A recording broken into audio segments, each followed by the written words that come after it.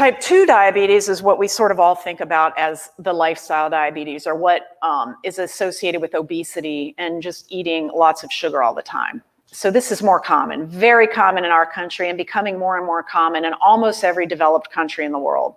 For instance, there's a massively high rate in Saudi Arabia, believe it or not. There's a very high rate in certain populations, such as Eskimos and certain Indian tribes. So we know there is probably some type of a genetic component, but that's being looked at and researched. Basically, in this case, your pancreas works. There's been no attack of your pancreas. There's no autoimmune disorder. So you're making insulin, but your body doesn't know how to use it. So the cells aren't letting the insulin become that key to unlock the glucose hole, right?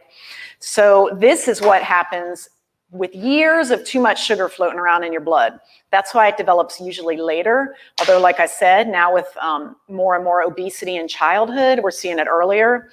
It's related to really how much time blood is floating around in your sugar. So it used to be only in adults, but now in America, it's starting to be earlier. This is what we call now in medicine a chronic inflammation disease.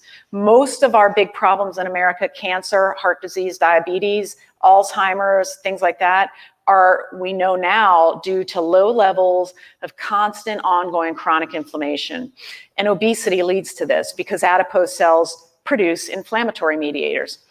This also has the same symptoms as type 1, thirsty, hungry, urinating inappropriately. But some people have no symptoms, and that's the scary thing. How do we treat this? The number one best way to treat it is diet and lifestyle changes. But I'll tell you, sometimes you have to go as far as having a sleeve or a bariatric surgery, and that can be life-changing. For instance, Pennington Research Center here in Baton Rouge is doing a ton of research on this, and they actually have a bariatric program. I actually just got a patient into it.